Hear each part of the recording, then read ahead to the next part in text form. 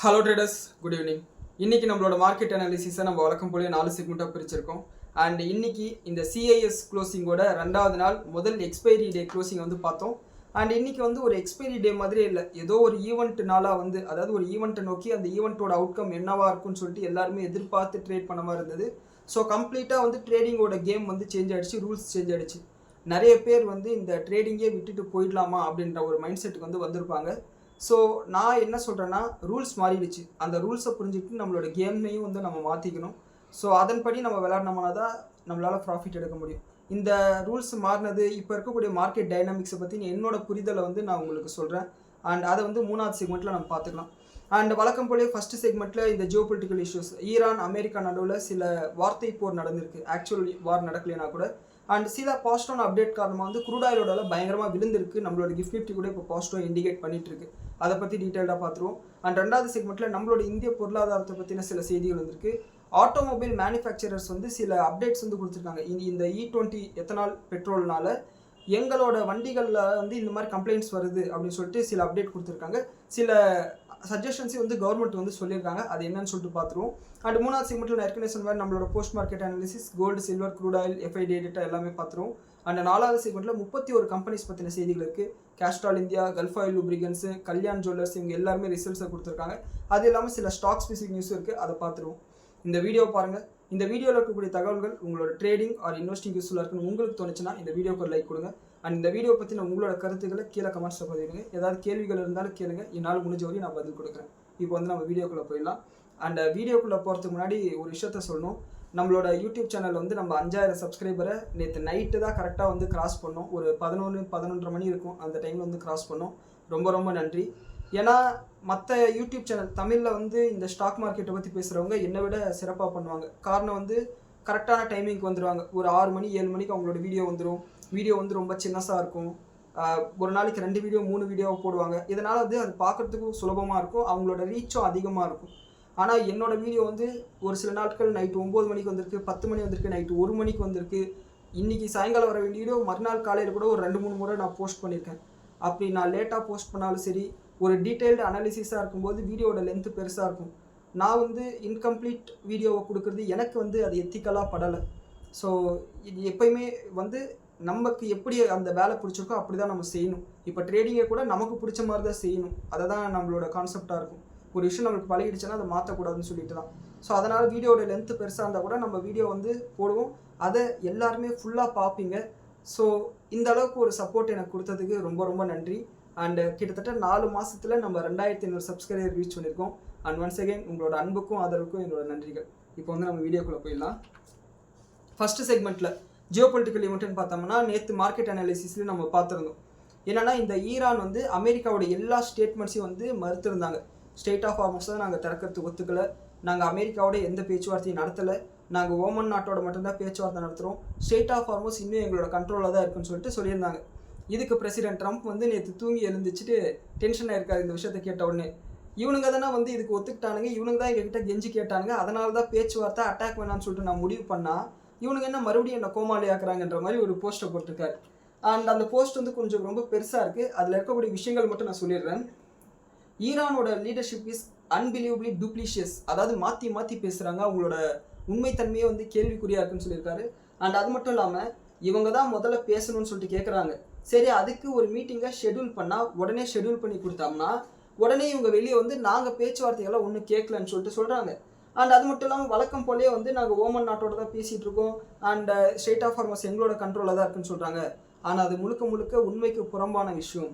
காரணம், state of Hormuz அமெரிக்காவோட navy கண்ட்ரோலில் தான் இருக்குது, எங்களோட பிளாக்கேடாக தான் இருக்குது.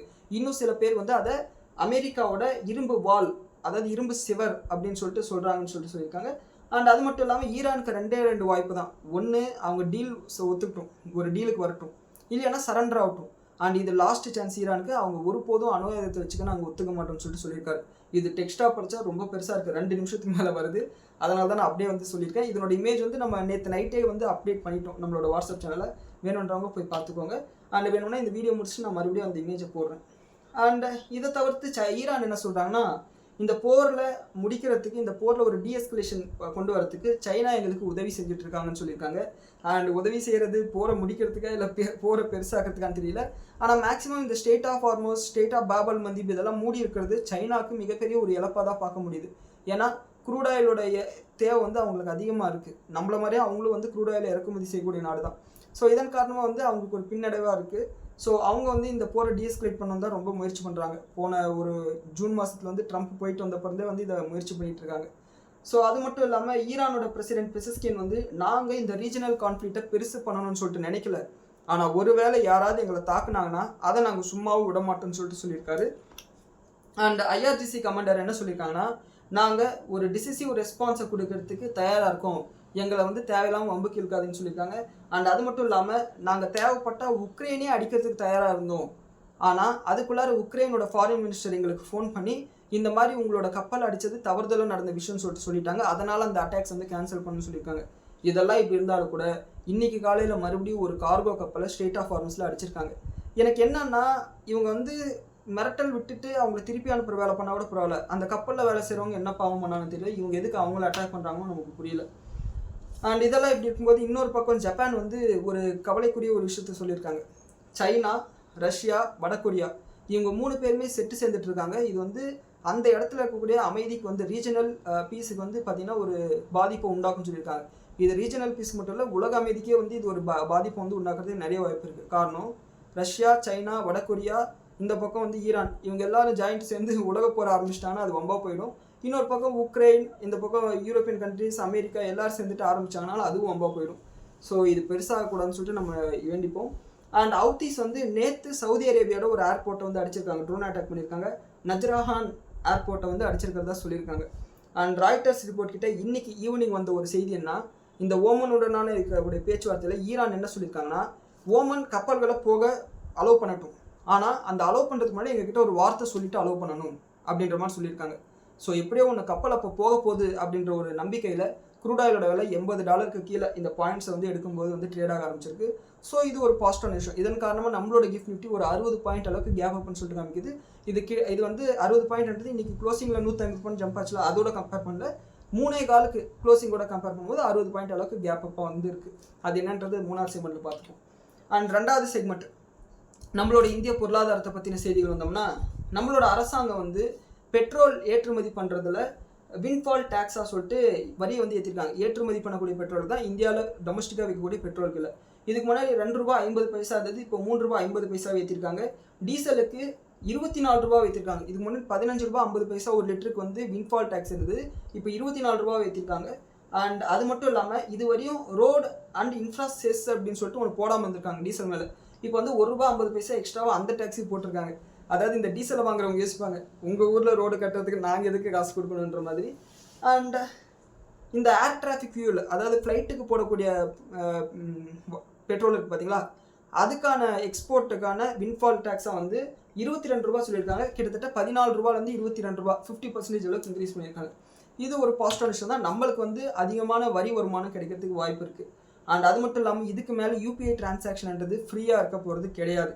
அதாவது ₹2000 மேலே நீங்கள் டிரான்சாக்ஷன் பண்ணிங்கன்னா அதுக்கு வந்து ஒரு சார்ஜஸை போடுறதுக்கு கவர்மெண்ட் வந்து ஆலோசனை இருக்காங்க. காரணம் வந்து இந்த பேமெண்ட் சர்வீசஸ் ப்ரொவைட் பண்ணக்கூடிய கம்பெனிஸாக இருக்கட்டும், பேடிஎம் மாதிரியான கம்பெனிஸாக இருக்கட்டும், பேங்க்ஸாக இருக்கட்டும், இவங்களுக்கு இதனால் செலவுகள் ஏற்படுறதுனால அதை வந்து செட் ஆன் பண்ணுறதுக்காக இது வந்து பண்ணியிருக்காங்க. அண்ட் இதில் என்ன சொல்கிறாங்கன்னா, மெர்ச்சன்ட் டிஸ்கவுண்ட் ரேட் அப்படின்னு சொல்லியிருக்காங்க. இந்த காசு வந்து மெர்ச்சன்ட் தான் வந்து வாங்குவாங்கன்னு சொல்லியிருக்காங்க. அதாவது இப்போ நீங்கள் ஒரு ₹2000 ₹3000 கொடுக்குறீங்கன்னு வச்சுக்கோங்களேன், இதில் வந்து 0.01%னா எவ்வளோ, ₹30 வருமா, கிட்டத்தட்ட ₹3 என்னமோ வரும். 1%னா ₹3, 0.1%னா ₹3 பக்கத்தில் வரும்னு வச்சுக்கோங்க. இப்போ இந்த ₹3000 ₹3 வந்து எங்கேருந்து எடுப்பாங்கன்னா அந்த மெர்ச்சன்ட்டோட பேங்க் அக்கௌண்ட்லேருந்து எடுத்துக்கிறதா சொல்லியிருப்பாங்க. ஸோ இது கொண்டு வந்தாங்கன்னா கூட எல்லாரும் என்ன சொல்லுவாங்க, இதை 2 பேமெண்ட்டாக பிரித்து போடுங்கன்னு சொல்லுவாங்க. அப்படி இல்லைன்னா இந்த பேமெண்ட்டே வந்து காசாக கொடுங்கன்னு சொல்லுவாங்க. ஸோ என்டையர் சிஸ்டத்தை மறுபடியும் வந்து கேள்விக்குறியாக்கிடும். இதை நோட் பண்ணிக்கோங்க. அண்ட் கூடிய சீக்கிரமே இது அப்டேட் வரதுக்கு வாய்ப்புகள் நிறையா இருக்குது. அண்ட் இன்னைக்கு SIAM society of Indian automobile manufacture வந்து இந்த E20 பெட்ரோல் பற்றி சில கன்சர்ன்ஸை வந்து ரைஸ் பண்ணியிருக்காங்க. என்னென்னா, இந்த E20 பெட்ரோல் காரணமாக குளோரைடு கண்டாமினேஷன் நடக்குது, இதன் காரணமாக இந்த வண்டிகளில் இருக்கக்கூடிய உதிரி பாகங்கள் சேதமடைகிறதும் துருப்பிடிக்கக்கூடிய அபாயமும் இருக்குன்னு சொல்லியிருக்காங்க. ஸோ கவர்மெண்ட் வந்து இந்த குளோரைடு எந்த அளவுக்கு இருக்கணும் E20 பெட்ரோல்ன்றதுக்கு ஒரு லிமிட்டை செட் பண்ணணும் அப்படின்னு சொல்லியிருக்காங்க. அண்ட் அது மட்டும் இல்லாமல் இந்த E20 பெட்ரோலில் வந்து இப்போ மாய்ஸ்டர் லெவல் ஈரத்தன்மை வந்து பார்த்தோம்னா 10,000 mg/kg இருக்குன்னு சொல்லியிருக்காங்க. அது ஆக்சுவலாக வந்து 3000 mg/kg தான் இருக்கணும். இந்த மாதிரி ஈரப்பதம் வந்து அதிகமாக இருக்கும்போது இந்த எத்தனால் தண்ணி தனியாக வந்து பிரிஞ்சு வரதுக்கு வாய்ப்பு இருக்குது. ஸோ இதனால் இந்த ஈரப்பதம் வந்து கரெக்டாக இருக்கிற மாதிரி கவர்மெண்ட் வந்து ஆயில் மார்க்கெட்டிங் கம்பெனிஸை வந்து ஸ்ட்ரெஸ் பண்ணணும் அப்படின்னு சொல்லியிருக்காங்க. அண்ட் அது மட்டும் இல்லாமல் இந்த ஃபியூல் இன்ஜெக்டர்ஸு ஃபியூல் பம்ப் ரீப்ளேஸ்மெண்ட் வந்து அதிகமாக நடந்துட்டு இருக்கிறதா சொல்கிறாங்க. எனக்கு இதை பற்றின சப்ஜெக்ட் நாலேஜ் இல்லை, மெக்கானிக்கல் இன்ஜினியர்ஸ்க்கு இது தெரியலாம். ஸோ இந்த ஸ்பேர் பார்ட்ஸ்க்கான சேல்ஸ் வந்து அதிகமாகிட்டு இருக்கு, டிமாண்ட் அதிகமாகிட்டு இருக்கு. ஸோ இந்த உதிரி பாகங்கள் டேமேஜ் ஆகுதுன்னு சொல்லியிருக்காங்க. அண்ட் அது மட்டும் இல்லாமல் அதேதான் குளோரைடுக்கான அந்த லிமிட்ஸை வந்து கண்டிப்பாக மேண்டேட் பண்ணணும்னு சொல்லியிருக்காங்க. குறிப்பாக வந்து இந்த ரீட்டைல் ஃபியூல் அவுட்லெட்ஸில் வந்து குவாலிட்டி கண்ட்ரோல் கரெக்டாக இருக்கான்னு சொல்லிட்டு ஸ்ட்ரிக்டராக வந்து மானிட்டர் பண்ணணும்னு சொல்லியிருக்காங்க. ஸோ இது எல்லாமே வந்து கன்சர்ன்ஸாக ரைஸ் பண்ணியிருக்காங்க. ஸோ உள்ளபடியே சொல்லணும்னா நான் வந்து நேஷ்னலிஸ்ட்டு தான், அது உங்கள் எல்லாருக்குமே தெரியும். ஆனால் எத்தனால்னால நம்மளோட பொருளாதாரத்துக்கு லாபம் வரணுமே தவிர்த்து நஷ்டம் வரக்கூடாது. ஸோ எத்தனால் வந்து ஏகப்பட்ட நாடுகள் அது சக்ஸஸாக பண்ணிகிட்டு இருக்கு. பிரேசில், சவுத் அமெரிக்கா இவங்க எல்லாமே சக்ஸஸ்ஃபுல்லாக பண்ணிட்டு தான் இருக்காங்க. இதனால் வந்து இந்த சுற்றுச்சூழல் மாசடைகிறது வந்து பார்த்திங்கன்னா கம்மியாகுது. ஆனால் பிளெண்டிங்கை சரியாக பண்ணலைன்னா, அந்த ப்ராசஸை சரியாக பண்ணலைன்னா அதனால் வந்து லாபம் பண்ணுறதை தாண்டி நஷ்டம் பண்ணுறது தான் அதிகமாக இருக்கும். கவர்மெண்ட் அதை வந்து கருத்தில் எடுத்துக்கணும். ஸோ இதுதான் இன்றைக்கி இந்திய பொருளாதாரத்தை பற்றின செய்திகள். ஒருவேளை இது சரி பண்ணிட்டாங்கன்னா அது ஆட்டோ இண்டஸ்ட்ரிக்கு நம்மள மாதிரி பப்ளிக்கு ரொம்ப நல்லது. அண்ட் மூணாவது செக்மெண்ட் நம்மளோட போஸ்ட் மார்க்கெட் அனாலிசிஸ். இன்றைக்கும் வந்து பார்த்திங்கன்னா இந்த CAS க்ளோசிங் ஆப்ஷன் செஷனோட 2வது நாள் ட்ரேடிங் நடந்தது. அண்ட் முதல் எக்ஸ்பைரி டே இன்றைக்கி வந்து நடந்தது. இன்றைக்கி பார்த்தோம்னா யூஸ்வலாக வந்து எக்ஸ்பைரி டே எப்படி ட்ரேட் ஆகும்னா, நிஃப்டியோட காலையில் ட்ரேட் ஆகிருக்கும்போது ஒரு 100 ரூபா அளவுக்கு ATM அடுத்த மணி ஆப்ஷனோட கம்பைன்டு ப்ரீமியம் இருக்கும். அது 100ன்றது 90, 80, 70, 60ன்னு சொல்லிட்டு மதியானம் 1 மணி வரையும், 1 மணி 2 மணி வரையுமே கூட 60 ரூபாயில் வரையும் இருக்கும் கம்பைன்டு ப்ரீமியம். 2 மணிக்கு மேலே 2:45 வரையும் வந்து ஒரு 40 பாயிண்ட் வரையும் குறையும், 40 பாயிண்ட்டாக இருக்கும். கடைசி ஒரு அரை மணி நேரத்துக்கு முன்னாடி வந்து சல்லுன்னு குறையும். இப்படி தான் வந்து பார்த்தீங்கன்னா இந்த ஆப்ஷன்ஸ் வந்து ஒர்க் ஆகும். இதை வந்து தீட்டா டிகே அப்படின்னு சொல்லுவாங்க, டைம் வேல்யூ அப்படின்னு சொல்லுவாங்க. ஆனால் இன்றைக்கி நீங்கள் பார்த்தீங்கன்னா இந்த தீட்டா டிகே டைம் வேல்யூ அப்படின்ற கான்செப்டே வந்து பார்த்தீங்கன்னா இல்லாமல் போயிடுச்சோ அப்படின்ற ஒரு சந்தேகத்தை உண்டாக்குனது. காரணம், ஏதோ ஒரு ஈவெண்ட்டுக்கு எல்லாரும் வெயிட் பண்ண மாதிரி இன்றைக்கான க்ளோசிங்க்கு வந்து வெயிட் பண்ணாங்க. இது வந்து நியூ நார்மலா அப்படின்ற மாதிரி நமக்கு ஒரு சந்தேகத்தை உண்டாக்குது. அதாவது இனிமேல் டெய்லியுமே க்ளோசிங்கே ஒரு ஈவெண்ட்டாக இருக்க போதா அப்படின்ற ஒரு சந்தேகத்தையும் உண்டாக்குது. ஸோ இதன் காரணமாக வந்து இன்றைக்கி எக்ஸ்பைரி டே ட்ரேடிங்கில் யாராலுமே லாபத்தை சம்பாதிச்சிக்க முடியாது. மேக்ஸிமம் நீங்கள் நஷ்டமடையாமல் இருந்தீங்கனாலே அதே வந்து பெரிய விஷயமா வந்து இன்றைக்கி நீங்கள் உங்களை நீங்களே நினச்சி பாராட்டிக்கணும். ஸோ இது வந்து நம்மளால் மாற்றவே முடியாது. கண்டிப்பாக சொல்கிறேன், இந்த சிஸ்டத்தை மறுபடியும் ரிவர்ஸ் பண்ணி விவேப்பாக கொண்டு போயிடுவாங்களா அப்படின்னு கேட்டிங்கன்னா அதுக்கான வாய்ப்புகள் ரொம்ப கம்மி. ஆனால் ஒன்ஸு இதை ரிவர்ஸ் பண்ணணும், விவேப்பே கொண்டு வரணும்.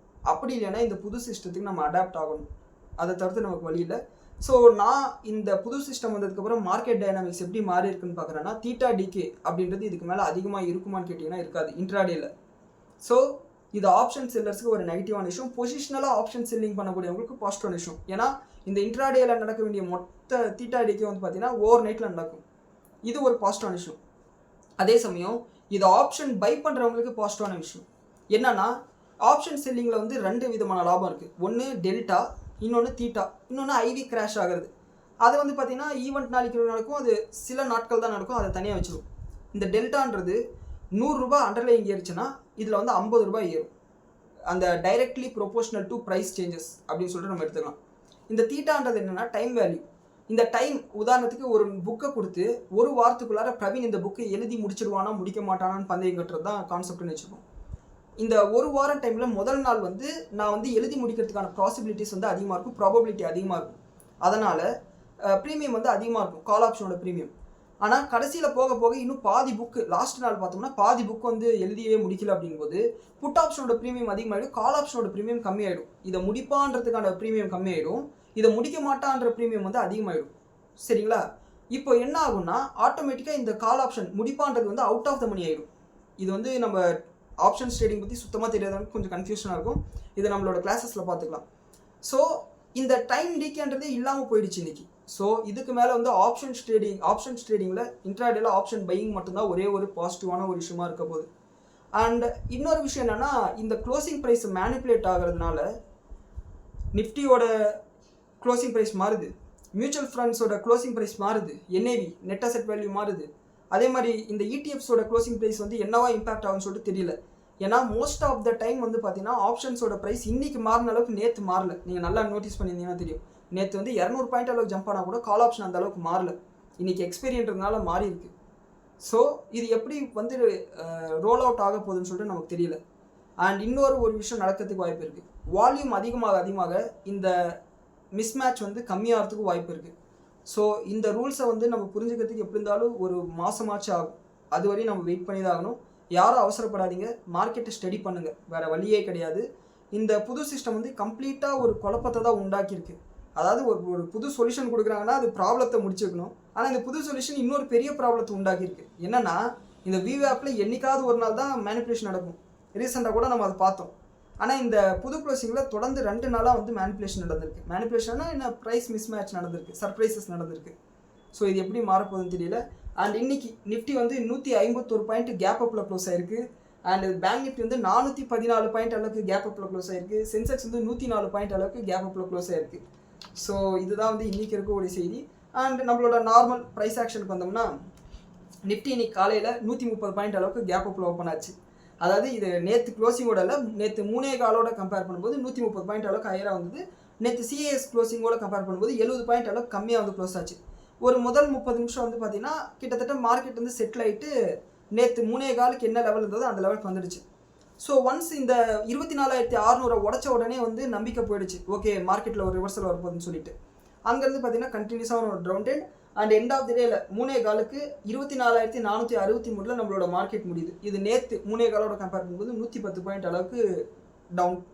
அண்ட் இந்த 3 காலிலேருந்து 328க்கு 150 பாயிண்ட் அளவுக்கு ஏறுது. அதாவது 24,463 24,615 150 பாயிண்ட் அளவுக்கு வந்து ஜம்ப் ஆகுது. ஸோ இதுதான் இன்றைக்கான நிஃப்டி ப்ரைஸ் ஆக்ஷன். இந்த மாதிரி எண்டிங்கில் மட்டும் ஒரு ப்ரைஸ் அப்நார்மலிட்டி வரதுனால உங்களோட இண்டிகேட்டர்ஸ் எல்லாமே இதுக்கு மேலே ஒர்க் பண்ணாமல் போகும். அதே மாதிரி ஃபிப்னோச்சி ரீட்ரேஸ்மெண்ட்டும் ஒர்க் பண்ணாமல் போகும். க்ளோசிங் ப்ரைஸை இதுக்கு மேலே வந்து நம்ம சப்போர்ட் ரெசிஸ்டன்ஸுக்கு யூஸ் பண்ணவே முடியாது. ஸோ இந்த மாதிரி ஏகப்பட்ட குழப்பங்கள் வந்து உண்டாக்க போகுது. ஸோ இன்னும் சில நாட்களுக்கு டெக்னிக்கல் இண்டிகேட்டர்ஸும் நம்மளால் பெரிய அளவுக்கு நம்பிட்டு இருக்க முடியாது. ஜஸ்ட் நம்மளோட சப்போர்ட் ரெசிஸ்டன்ஸ் லெவலில் மட்டும்தான் நம்மளால் நம்பிட்டு இருக்க முடியும். ஸோ நான் வந்து சப்போர்ட் ரெசிஸ்டன்ஸ் பேஸ் பண்ணி தான் ட்ரேட் பண்ணுறேன். நீங்கள் யாராவது இண்டிகேட்டர் பேஸ் பண்ணி ட்ரேட் பண்ணுறீங்கன்னா கொஞ்சம் கேர்ஃபுல்லாக இருங்க. இண்டிகேட்டர்ஸ் ஃபால்ஸ் சிக்னல் கொடுக்கலாம். ஏன்னா கம்ப்ளீட்டாக மார்க்கெட்டோட டைனாமிக்ஸே மாறிடுச்சு, அதை நோட் பண்ணிக்கோங்க. அண்ட் இன்றைக்கி ஓவராலாக நம்மளோட மார்க்கெட் பார்க்கும்போது 1:1, அதாவது 3300 கம்பெனியில் 1600 கம்பெனி பாசிட்டிவாகவும் 1700 கம்பெனிஸ் வந்து நெகட்டிவாக ட்ரேடாக முடிஞ்சிருக்கு. அண்ட் செக்டார் வைஸ் பார்த்தோம்னா எல்லா செக்டாருமே ஆல்மோஸ்ட் நெகட்டிவாக தான் முடிஞ்சிருக்கு. அண்ட் க்ளோசிங் பேசுறதுல அர்த்தமே இல்லை. ஏன்னா 3 காலிலேருந்து 3:28க்கு பயங்கரமான ஒரு டிஃப்ரென்ஸ் இருந்ததுனால அதை பற்றி பேசுறதுல அர்த்தம் இல்லை. அண்ட் ஃபார்மா செக்டாருக்கு மட்டும் ஒரே ஒரு விஷயம் வந்திருக்கு. என்னென்னா மகாராஷ்டிரா வந்து ஃபார்மா எக்ஸ்போர்ட்ஸில் வந்து லீடிங்கில் இருக்காங்க. ஓவரால் இந்தியாவில் இருக்கக்கூடிய ஃபார்மா எக்ஸ்போர்ட்டில் 19% அளவுக்கு மகாராஷ்டிராவிலேருந்து எக்ஸ்போர்ட் ஆகுது. அண்ட் இதனோட ஓவரால் மார்க்கெட் சைஸ், அதாவது ஃபார்மா எக்ஸ்போர்ட்டில் மகாராஷ்டிராவோட கெப்பாசிட்டி எவ்வளோன்னு பார்த்தோம்னா $5.94 பில்லியன் அளவுக்கு ஏற்றுமதி பண்ணுறாங்க. ஸோ நம்மளோட தமிழ்நாடு இதை ஃபோக்கஸ் பண்ணணும் அப்படின்றத நம்ம வந்து பார்க்கணும். அண்ட் கோல்டு ப்ரைஸஸ் எடுத்துக்கிட்டோம்னா இப்போ க்ரூட் ஆயிலோட விலை $80 கீழே வந்ததுனால கோல்டு ப்ரைஸஸ் இன்டர்நேஷனல் மார்க்கெட்டில் $4,085 பர் அவுன்ஸில் வந்து ட்ரேட் ஆகிட்டு இருக்கு. அண்ட் 24 கேரட் கோல்டு வந்து நம்மளோட Indian bullion association $14,410 22 carat gold வந்து $13,210 வந்து சொல்லியிருக்காங்க ஒரு கிராமுக்கு. அண்ட் சில்வர் ப்ரைஸஸ் $2,22,000 பர் கேஜிக்கு வந்து சொல்லியிருக்காங்க. அண்ட் க்ரூட் ஆயிலோட விலை $79.80 வந்து ட்ரேட் ஆகி முடிஞ்சிருக்கு. அண்ட் க்ரூட் ஆயிலை பற்றி இன்னொரு அப்டேட் என்னென்னா, சிரியா வந்து நாங்கள் ரஷ்யன் க்ரூட் ஆயிலை வாங்குறது நிறுத்திடுறோம், அதுக்கு பதிலாக எங்கள் மேலே போட்டிருக்க சாங்ஷன்ஸ் எடுங்கன்னு சொல்லிட்டு அமெரிக்காவோட ஒரு பேச்சுவார்த்தையில் இருக்கிறதா சொல்லியிருக்காங்க. இது ஒரு அப்டேட்டாக வந்திருக்கு. இன்னொரு பக்கம் வெனிசுலாவில் போன மாதம் அந்த முகரமுக்கு முன்னாடி நாள் வந்து நிலநடுக்கம் வந்தது இல்லையா, அந்த நிலநடுக்கத்தின் காரணம் வந்து மிகப்பெரிய அளவுக்கு அங்கே வெனிசுலன் க்ரூட் ஆயில் ஏற்றுமதி வந்து பெரிய அளவுக்கு பாதிக்கப்பட்டிருக்கு. கிட்டத்தட்ட ஒரு நாளைக்கு 1,78,000 பேரலாக வந்து குறைஞ்சிருக்கு நம்ம இந்தியாவுக்கு வர க்ரூட் ஆயில். அதே மாதிரி யூரோப்புக்கு வரது வந்து 82,000 பேரல் பர் டே அளவுக்கு குறைஞ்சிருக்கு ஜூலை மாதத்துலன்னு சொல்லியிருக்காங்க. ஸோ இது வந்து ஒரு ஆர்டிஃபிஷியலாக ஒரு டிமாண்ட் வந்து கிரியேட் பண்ணுது, அதை நோட் பண்ணிக்கோங்க. அண்ட் எஃப்ஐடி டேட்டா வீடியோட லாஸ்ட்டு சொல்கிறேன். அண்ட் 4வது செக்மெண்ட் ஸ்டாக் ஸ்பெசிஃபிக் நியூஸ் வந்தோம்னா கல்ஃப் ஆயில் லூப்ரிகன்ட்ஸ் இவங்களோட Q1 நம்பர்ஸ் கொடுத்துருக்காங்க. நம்பர்ஸ் ஓரளவுக்கு நல்லாவே இருக்குது. ப்ராஃபிட் 32% ஏறி இருக்கு, ரெவன்யூ வந்து 32% ஏறி இருக்கு, எபிட்டா வந்து 35% இருக்கு, மார்ஜின் வந்து மார்ஜினலாக இன்க்ரீஸ் ஆயிருக்கு. இது ஓரளவுக்கு நல்ல ரிசல்ட் தான். அண்ட் இவங்க டிவிடெண்டாக வந்து ஒரு ஷேருக்கு 30 ரூபா வந்து அனௌன்ஸ் பண்ணியிருக்காங்க. இதுக்கான ரெக்கார்ட் டேட் வந்து செப்டம்பர் 4ஆம் தேதினு சொல்லியிருக்காங்க. இதை வந்து கல்ஃப் ஆயில் லூப்ரிகன்ஸோட ஷேர் ஹோல்டர்ஸ் நோட் பண்ணிக்கோங்க. இந்த இன்ஜின் ஆயில் செக்மெண்ட்டில் இருக்கக்கூடிய பிஸ்னஸ் இவங்க பண்ணுறாங்க. கேஸ்ட்ரால் ஆயிலில் நான் ஷேர் ஹோல்டிங் வச்சுருக்கேன், எனக்கு கல்ஃப் ஆயில் லூப்ரிகன்ஸில் ஷேர் ஹோல்டிங் இல்லை.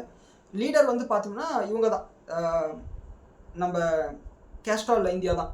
இவங்க வந்து 2வது இடத்துல வருவாங்க. இதையும் வந்து நோட் பண்ணிக்கோங்க. அடுத்து Krishna institute of medical science, KIMS hospital இல்லையா, இவங்களோட Q1 நம்பர்ஸ் வந்திருக்கு. ப்ராஃபிட் வந்து 47% அளவுக்கு குறைஞ்சிருக்கு. அண்ட் ரெவன்யூ வந்து 35% இன்க்ரீஸ் ஆயிருக்கு, எபிட்டா 16% இன்க்ரீஸ் ஆயிருக்கு, மார்ஜினில் ஒரு கண்ட்ராக்ஷன் இருக்குது. அது இல்லாமல் சில எக்ஸப்ஷனல் லாஸஸும் இருக்குது. அதன் காரணமாக வந்து ப்ராஃபிட் குறைஞ்சிருக்கு. இது கிம்ஸோட ஷேர் ஹோல்டர்ஸ் நோட் பண்ணிக்கோங்க. இன்றைக்கி 3% அளவுக்கு டவுனில் இருந்தது.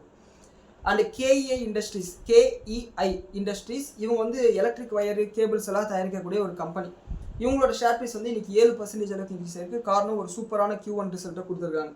இவங்களோட ப்ராஃபிட் வந்து 40% இன்க்ரீஸ் ஆயிருக்கு. 196 கோடியிலேருந்து 274 கோடியாக இன்க்ரீஸ் ஆயிருக்கு. அண்ட் ரெவன்யூ வந்து 23% இன்க்ரீஸ் ஆயிருக்கு. அண்ட் எபிட்டா கிராஸ் ப்ராஃபிட் வந்து பார்த்தோம்னா 53% அளவுக்கு இன்க்ரீஸ் ஆயிருக்கு.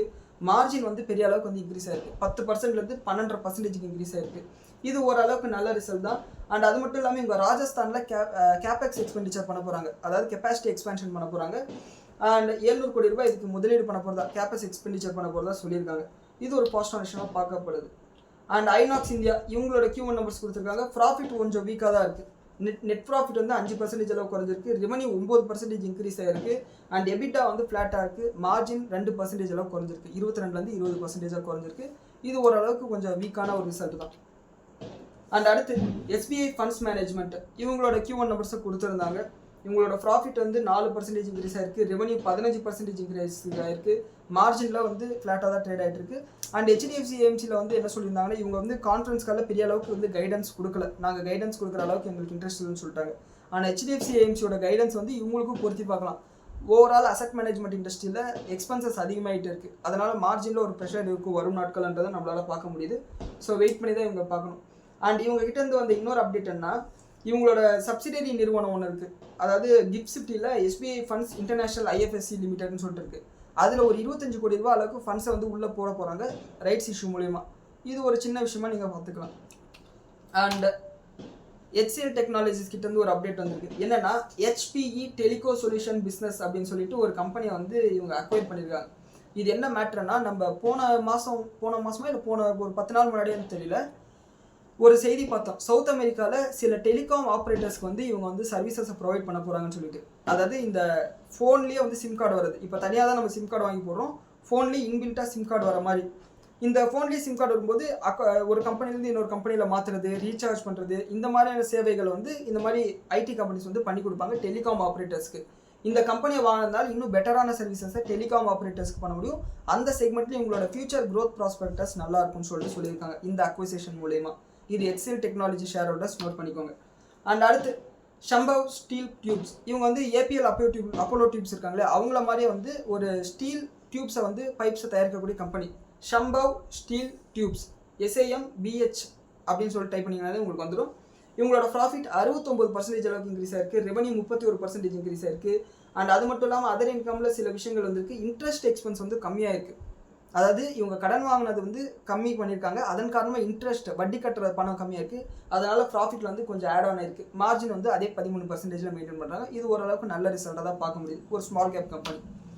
அடுத்து PC ஜுவல்லர்ஸ் இவங்க கிட்டேருந்து ஒரு அப்டேட் வந்திருக்கு. இவங்க வந்து ஒரு பென்னி கோல்டு ஜுவல்லரி பிஸ்னஸ் பண்ணக்கூடிய கம்பெனி, அதாவது பென்னி ஸ்டாக்.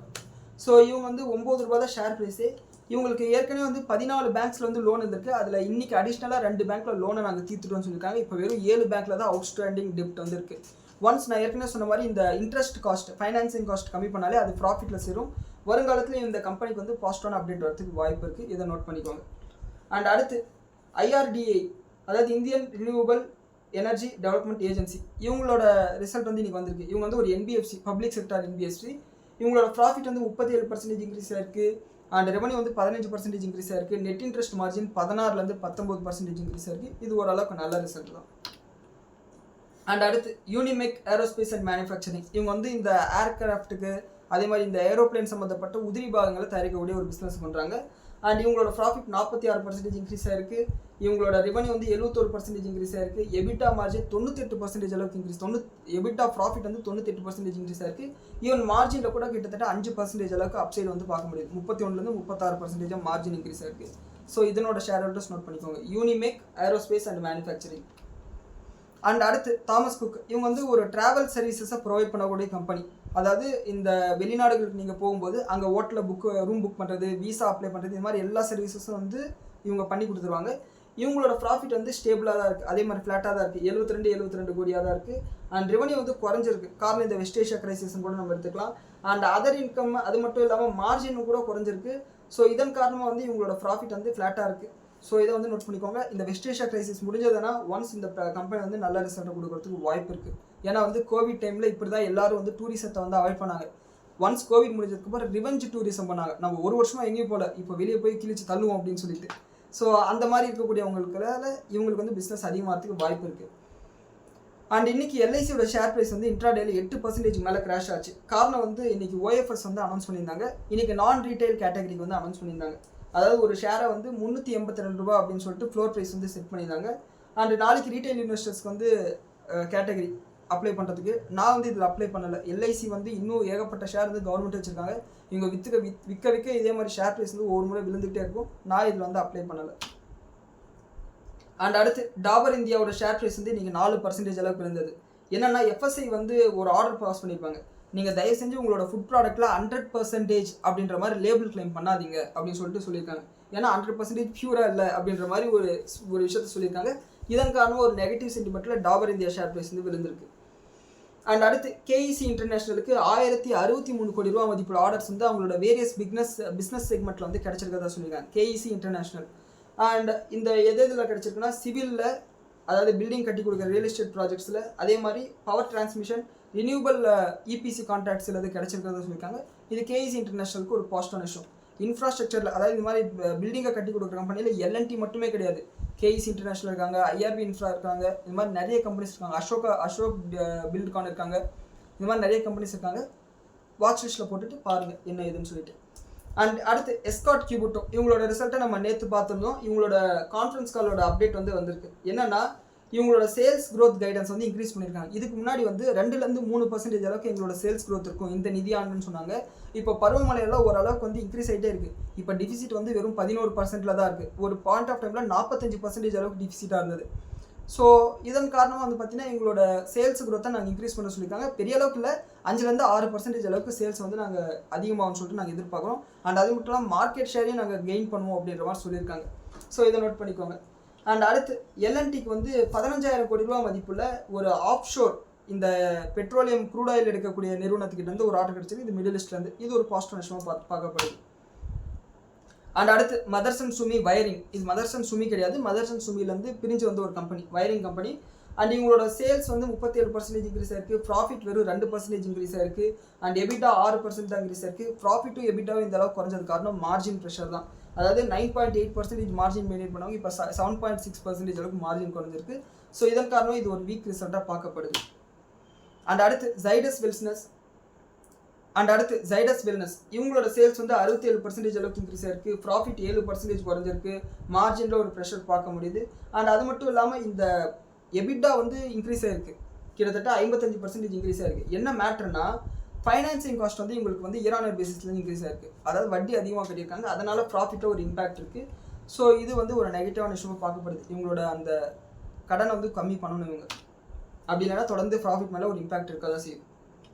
அண்ட் அடுத்து ரெட்டிங்டன் லிமிடெட், இவங்களுக்கு வந்து இன்றைக்கி ஒரு பாசிட்டிவ் அப்டேட் என்னென்னா ஆப்பிளோட ப்ராடக்ட்ஸ் வந்து இந்தியாவில் ஃபஸ்ட்டு டைமாக $10 பில்லியன் அளவுக்கு சேல்ஸ் வந்து அச்சீவ் பண்ணியிருக்கு அப்படின்னு சொல்லியிருக்காங்க. இவங்க தான் இந்தியாவில் அதனோட ஹோல்சேல் டீலர் மாதிரி. ஸோ இது இவங்களுக்கு ஒரு பாசிட்டிவ் விஷயமாக பார்க்கப்படுது. அண்ட் அடுத்து பிஆர்எல் லாஜிஸ்டிக், இவங்களோட ரிசல்ட் வந்து ஓரளவுக்கு நல்லாவே இருக்குது. சேல்ஸ் வந்து 18% இன்க்ரீஸ் ஆயிருக்கு. ப்ராஃபிட் 61% அளவுக்கு இன்க்ரீஸ் ஆயிருக்கு. மார்ஜின் வந்து 22% மெயின்டைன் பண்ணுறாங்க. இது வந்து நல்ல ரிசல்ட் தான். அண்ட் அடுத்து பாரத் சீட்ஸ், இந்த பாரத் சீட்ன்றவங்க ஜப்பானில் இருக்கக்கூடிய சுசுகி நிறுவனத்துக்கும் இந்தியாவில் இருக்கக்கூடிய மாருதி சுசுகி நிறுவனத்துக்கும் சேர்ந்த ஒரு ஜாயிண்ட் வெஞ்சர் கம்பெனி மாதிரி. இவங்களோட மார்க்கெட் கேப்பே ரொம்ப சின்னஸ் தான், 1500 கோடி ரூபா பக்கத்தில். ரீசெண்டாக வந்து அந்த சுசுகியோட சிஇஓ கூட வந்து பார்த்துருந்தார். அண்ட் இவங்களோட Q1 நம்பர்ஸ் வந்திருக்கு. சேல்ஸ் 35% இன்க்ரீஸ் ஆயிருக்கு. ப்ராஃபிட் 44% இன்க்ரீஸ் ஆயிருக்கு. கிட்டத்தட்ட 13 கோடி ரூபாய் அளவுக்கு ப்ராஃபிட் வந்து ரிப்போர்ட் பண்ணியிருக்காங்க.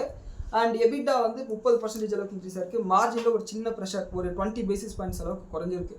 அதை வந்து நோட் பண்ணிக்கோங்க. என்னன்னா இந்த மாதிரி கம்பெனிஸை நம்ம விலை தைரியமாக வாங்கலாம். ஏன்னா இவங்களுக்கு வந்து ஃபிக்ஸ்டு கஸ்டமர் மாருதி சுசுகின்னு சொல்லிட்டு ஒருத்தங்க இருக்காங்க. ஸோ அதனால் இவங்க வந்து சீட்டை வந்து அங்கே ஜப்பான் கம்பெனிக்கு வந்து ஏற்றுமதி பண்ணுறதுக்கு வாய்ப்பு இருக்குது. ஸோ அதனால் அண்ட் அடுத்து மாரிபென் லெபார்டரிஸ், கிட்டத்தட்ட இது ஃபார்மா செக்டாரில் இருக்கக்கூடிய எல்லாருக்குமே தெரிஞ்ச கம்பெனி தான். இவங்களோட சேல்ஸ் 34% இன்க்ரீஸ் ஆயிருக்கு. சூப்பரான சேல்ஸ். இவங்களோட ப்ராஃபிட் வந்து 425% இன்க்ரீஸ் ஆயிருக்கு. இதுக்கு முக்கியமான காரணம் இவங்களோட மார்ஜின் வந்து பயங்கரமாக இன்க்ரீஸ் ஆயிருக்கு. கிட்டத்தட்ட 3 மடங்கு இன்க்ரீஸ் ஆயிருக்கு. 5% இருந்த மார்ஜின் இப்போ 14% இன்க்ரீஸ் ஆயிருக்கு இயர்லி பேசிஸில். அதன் காரணமாக இவங்களோட ப்ராஃபிட் வந்து இன்க்ரீஸ் ஆயிருக்கு. அண்ட் அடுத்து கிரீவ்ஸ் காட்டன், இந்த ஆம்பியர் வெஹிக்கிள் விற்கிறாங்களே அந்த கம்பெனி. இவங்களோட சேல்ஸ் 31% அளவுக்கு இன்க்ரீஸ் ஆயிருக்கு. ப்ராஃபிட் வந்து 28% அளவுக்கு குறைஞ்சிருக்கு. காரணம் வந்து பார்த்தோம்னா எபிட்டா மார்ஜின் ஓரளவுக்கு வந்து ஃப்ளாட்டாக தான் இருக்குது. ஆனால் ப்ராஃபிட் குறைஞ்சதுக்கான காரணம் பார்த்தீங்கன்னா ஃபைனான்சிங் காஸ்ட். அதே தான், கடன் வாங்கிட்டு வட்டி கட்டுறதுல அந்த ப்ராஃபிட் வந்து இம்பாக்ட் ஆயிருக்கு. அண்ட் அதர் இன்கமும் வந்து குறைஞ்சிருக்கு. இந்த அதர் இன்கமும் ஃபைனான்ஸ் காஸ்ட் இன்க்ரீஸ் ஆனது பார்த்தோம்னா ப்ராஃபிட் வந்து நெகட்டிவாக இம்பாக்ட் பண்ணியிருக்கு. அதுதான் இந்த வீக் ரிசல்ட்டுக்கு காரணம். அண்ட் அடுத்து இமாமி, இவங்களுக்கு வந்து மார்ஜின் ப்ரெஷர் தான். இமாமி லிமிடெட் இந்த மென்தோ ப்ளஸ் சைடெல்லாம் விற்கிறாங்களே அவங்க. இவங்களோட சேல்ஸ் 15% இன்க்ரீஸ் ஆகிருக்கு. ஆனால் ப்ராஃபிட் வந்து 16% அளவுக்கு குறைஞ்சிருக்கு. அண்ட் அதுக்கு காரணம் வந்து மார்ஜின் வந்து 26லேருந்து 23% குறைஞ்சிருக்கு. இது ஒரு நெகட்டிவான விஷயமாக பார்க்கப்படுது. மார்ஜின் ப்ரெஷர் தான். அண்ட் அடுத்து டாக்டர் அகர்வால் ஹெல்த் கேர், இவங்களோட ரிசல்ட் நல்லா தான் இருக்குது. ஆனால் ஓவர் வேல்யூ ஷேர், யாரும் பக்கத்துலேயே போகாதீங்க. ரிசல்ட் மட்டும் இப்போதைக்கு தெரிஞ்சு வச்சுக்கோங்க, எப்போயாவது விருந்தாக வாங்கிக்கலாம். ப்ராஃபிட் வந்து 51% அளவுக்கு இன்க்ரீஸ் ஆயிருக்கு. சேல்ஸ் வந்து 26% இன்க்ரீஸ் ஆயிருக்கு. எபிட்டா வந்து 33% இன்க்ரீஸ் ஆயிருக்கு. மார்ஜின் 28% மெயின்டைன் பண்ணுறாங்க. இது இயர்லி பேசிஸில் வந்து மார்ஜின் 2% அளவுக்கு இன்க்ரீஸ் ஆயிருக்கு. இதை வந்து நோட் பண்ணிக்கோங்க. ஆனால் வாங்காதீங்க, over value. And Alembic pharma, இவங்களோட Q1 நம்பர்ஸ் ஓரளவுக்கு நல்லாவே தான் இருக்குது. என்னன்னா சேல்ஸ் 26% இன்க்ரீஸ் ஆயிருக்கு. ப்ராஃபிட் 12% இன்க்ரீஸ் ஆயிருக்கு. அதாவது 154 கோடியிலேருந்து 170 கோடி ரூபா அளவுக்கு ரிப்போர்ட் பண்ணியிருக்காங்க. இவங்ககிட்ட அந்த USFDA அப்ரூவலே வந்து 250 அப்ரூவல்ஸ் பக்கத்தில் வச்சிருக்காங்க. ஸோ லாங் டேர்முக்கு இது வந்து நல்ல கம்பெனி. அண்ட் மார்ஜின் வந்து பார்த்தோம்னா 16% இருந்தது, இப்போ 15% குறைஞ்சிருக்கு. மார்ஜினில் ஒரு ப்ரெஷர் பார்க்க முடியுது. மேபி இந்த வெஸ்ட் ஏஷியா கிரைசிஸ்னால ஷிப்மெண்ட் காஸ்ட்டெல்லாம் அதிகமாக இருக்குது, டிரான்ஸ்போர்ட் காஸ்ட்டெல்லாம். அதனோட ஒரு இம்பாக்டாக கூட நம்ம வந்து பார்க்கலாம். இது வந்து இந்த ட்ரக் அசோசியேஷன் வந்து ஏப்ரல் மாதமே சொல்லிட்டாங்க, இந்த மாதிரி ஒரு மார்ஜின் ப்ரெஷர் வரதுக்கு வாய்ப்பு இருக்குது, ஏன்னா ஷிப்பிங் காஸ்ட்லாம் அதிகமாக இருக்குன்னு சொல்லிட்டு. ஸோ இதை நோட் பண்ணிக்கோங்க. ஒன்ஸ் இந்த பிரச்சனை முடிஞ்சால் இவங்களுக்கு வந்து அந்த கலாட்டம், இந்த நெகட்டிவிட்டி முடிஞ்சிடும். அண்ட் அடுத்து கிராஃபைட் இந்தியா, இவங்களோட Q1 நம்பர்ஸ் வந்து சூப்பராக வந்திருக்கு. இதன் காரணமாக ஷேர் ப்ரைஸ் இன்னைக்கு சூப்பராக ஏறி இருக்குது. இவங்களோட சேல்ஸ் 27% இன்க்ரீஸ் ஆயிருக்கு. ப்ராஃபிட் 28% இன்க்ரீஸ் ஆயிருக்கு. மார்ஜின் 6%லேருந்து 17% இன்க்ரீஸ் ஆயிருக்கு. ஸோ கிராஃபைட் இந்தியாலாம் வந்து கமாடிட்டி பிஸ்னஸ், ஒரு சைக்கிளாக வந்து ஷேர் போகும், ஏறும் இறங்கும். இறங்கும் போது வாங்கிக்கலாம், வெயிட் பண்ணுங்கள். இப்போ அவசரமாக ஏறிடுச்சுன்னு சொல்லிட்டு போய் வாங்காதீங்க. பெடிலைட் இண்டஸ்ட்ரி, இவங்களோட ரிசல்ட் சூப்பராக இருக்குது. ஆனால் ஷேர் ப்ரைஸில் எனக்கு ரிஃப்ளெக்ட் ஆகலை. சேல்ஸ் 21% இன்க்ரீஸ் ஆயிருக்கு. எபிட்டா வந்து 27% இன்க்ரீஸ் ஆயிருக்கு. நெட் ப்ராஃபிட் 28% இன்க்ரீஸ் ஆயிருக்கு. மார்ஜின் 26% மெயின்டைன் பண்ணிட்டு இருக்காங்க. இவங்க தான் வந்து இந்த அடிசிவ் செக்மெண்ட்டில் வந்து இண்டஸ்ட்ரி லீடராக இருக்காங்க. ஸோ இது ஒரு நல்ல ரிசல்ட் தான், இருந்தாலும் ஷேரை வந்து ரிவார்ட் பண்ணலை மார்க்கெட். அண்ட் அல்கைல் அமைன்ஸ், இவங்களோட ரிசல்ட் வந்து ஓரளவுக்கு நல்லா இருக்குன்னு தான் சொல்லணும். அதாவது சேல்ஸ் 30% இன்க்ரீஸ் ஆயிருக்கு. ப்ராஃபிட் 91% இன்க்ரீஸ் ஆயிருக்கு. அதாவது சேல்ஸ் 30% இன்க்ரீஸ் ஆயிருக்கு. ப்ராஃபிட் 91%, எபிட்டா வந்து 74% இன்க்ரீஸ் ஆயிருக்கு. ஸோ இந்த அளவுக்கு அதிகமான ப்ராஃபிட் அதுக்கு காரணம் மார்ஜின் இன்க்ரீஸ் ஆனதான். கிட்டத்தட்ட 6% அளவுக்கு மார்ஜின் வந்து இன்க்ரீஸ் ஆயிருக்கு. 19லேருந்து 25.3% இன்க்ரீஸ் ஆயிருக்கு. இந்த மார்ஜின் இம்பாக்ட்னால வந்து ப்ராஃபிட் பயங்கரமாக ஏறி இருக்கு. இது ஓரளவுக்கு நல்ல ரிசல்ட் தான். அண்ட் கேஸ்ட்ரால் இந்தியா, இவங்களோட Q1 நம்பர்ஸ் இன்றைக்கி மார்க்கெட் முடிஞ்சதுக்கப்புறம் தான் ரிலீஸ் பண்ணாங்க. இவங்களோட சேல்ஸ் 25% இன்க்ரீஸ் ஆயிருக்கு. ப்ராஃபிட் 42% இன்க்ரீஸ் ஆயிருக்கு. அதாவது 244 கோடியிலேருந்து 347 கோடி அளவுக்கு இன்க்ரீஸ் ஆயிருக்கு. அண்ட் எபிட்டா வந்து 40% அளவுக்கு இன்க்ரீஸ் ஆயிருக்கு. அண்ட் எபிட்டா மார்ஜின் வந்து 26% மெயின்டைன் பண்ணுறாங்க. மார்ஜின் ப்ரெஷர் இருக்குன்னு சொல்லிட்டு நான் எதிர்பார்த்தேன், இந்த க்ரூட் ஆயிலோட விலை ஏறினதுனால. ஸோ மார்ஜின் ப்ரெஷர் இல்லை. ஸோ ரீசெண்டாக இவங்க வந்து இந்த ரீசைக்கிள் பண்ணுற ஆயிலுக்கு ஏதோ ஒரு டீலை வந்து போட்டாங்க. மேபி அதன் காரணமாக இருக்கலாம். இவங்க டிவிடெண்டாக ₹6.25 அளவுக்கு அனௌன்ஸ் பண்ணியிருக்காங்க. இது எதிர்பார்த்து தான். யூஸ்வலாக வந்து இவங்களோட Q1 நம்பர் வரும்போதே ஒரு டிவிடெண்ட் வந்து இவங்க அனௌன்ஸ் பண்ணுவாங்க. ஸோ இதுக்கான ரெக்கார்ட் டேட் வந்து இந்த ஆகஸ்ட் 11ன்னு சொல்லிட்டு நினைக்கிறேன். நான் அதை எழுதலை. ஸோ நான் வந்து இந்த கம்பெனியில் ஹோல்டிங் வச்சுருக்கேன். ஸோ இன்ஜின் ஆயிலுக்கு வந்து இன்னும் கூட ஒரு 15 வருஷம் 20 வருஷத்துக்கான டிமாண்ட் இருக்கும். அதுக்குள்ளார இந்த டேட்டா சென்டருக்கான கூலண்ட் இவங்க தயாரிச்சிட்டாங்கன்னா இவங்களோட பிஸ்னஸ்க்கான அடுத்த லைஃப் சைக்கிள் வந்து ஸ்டார்ட் ஆகிடும். மேபி கண்டிப்பாக வந்து அது தயாரிக்கிறதுக்கான நிறைய வாய்ப்புகள் இருக்குது. ஸோ வெயிட் பண்ணி பார்க்கலாம். அண்ட் மேரிக்கோ, இவங்களோட ரிசல்ட் வந்து ஓரளவுக்கு நல்லா தான் இருக்குது. மார்ஜின் ப்ரெஷரில் மேபி அந்த தேங்காவோட விலை கம்மியாச்சு இந்த Q1ல். அதனோட காரணம் வந்து மார்ஜினில் வந்து பெரிய இம்பாக்ட் வந்து இவங்களுக்கு பார்க்க முடியல. மற்ற எல்லா எஃப்எம்சிஜிலையும் வந்து மார்ஜின் ப்ரெஷர் நம்ம பார்த்தோம். இவங்களோட ரிசல்ட் வந்து ப்ராஃபிட் 25% இருக்குது, ரெவன்யூ 23% இருக்குது, அண்ட் எபிட்டா வந்து 25% இருக்குது, மார்ஜின் வந்து அதே 20.5% மெயின்டைன் பண்ணிட்டு இருக்காங்க. இது ஓரளவுக்கு நல்ல ரிசல்ட் தான். அண்ட் அடுத்து நைக்கா, இவங்களோட ரிசல்ட் வந்து இன்னைக்கு விட்டுருக்காங்க. கிட்டத்தட்ட லாபம் வந்து 247% அளவுக்கு இன்க்ரீஸ் ஆயிருக்கு. அதாவது 23 கோடி ரூபாயிலேருந்து 80 கோடியாக வந்து ப்ராஃபிட் இன்க்ரீஸ் ஆயிருக்கு.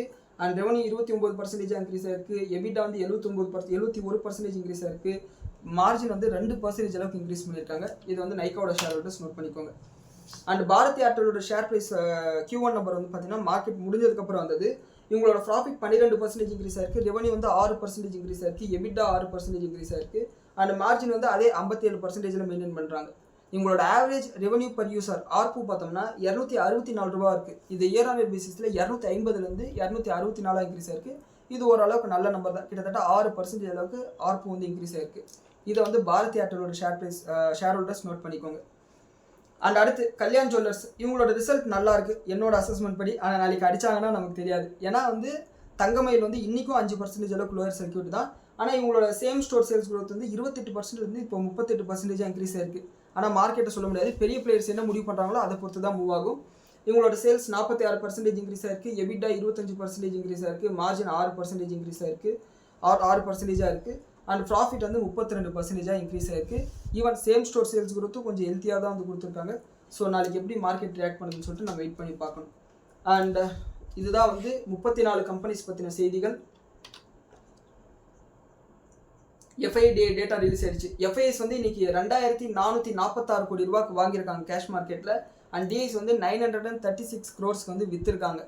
ஸோ எஃப்ஐஎஸ் வந்து வாங்கியிருக்காங்க. மேபி அந்த லாஸ்ட் மினிட்ல வந்து மேனிப்புலேட் பண்ணுறதுக்கு ஏதாவது வாங்கினாங்களான்னு தெரியல. அண்ட் நம்மளோட கிஃப்ட் நிஃப்டி பார்த்தோம்னா அதே ஒரு 50 பாயிண்ட் அளவுக்கு கேப் அப்னு சொல்லிட்டு காமிச்சிட்டு இருக்கு. அண்ட் அமெரிக்கன் மார்க்கெட்டில் டவ் ஜோன்ஸ் 1.25% அளவுக்கு பாசிட்டிவாகவும், அண்ட் நாஸ்டாக் வந்து 2% அளவுக்கு பாசிட்டிவாகவும், S&P 500 1% அளவுக்கு பாசிட்டிவாக இருக்குது. கோல்டு ப்ரைஸஸ் $4076 கிட்டத்தட்ட $7 பக்கத்தில் விழுந்திருக்கு. அண்ட் க்ரூட் ஆயில் எடுத்துக்கிட்டோம்னா 80.5, அதாவது கொஞ்சம் ஏறி இருக்குது மெதுவாக. ஸோ என்னதுன்னு சொல்லிட்டு வெயிட் பண்ணி பார்ப்போம். அண்ட் இந்த வீடியோ பற்றின உங்களோட கருத்துக்களை கீழே கமெண்ட்டில் சொல்லுங்கள். அண்ட் உங்களுக்கு ஏதாவது சந்தேகம் இருந்தாலும் கீழே கேளுங்க. நன்றி, வணக்கம், ஜெய் ஹிந்த்.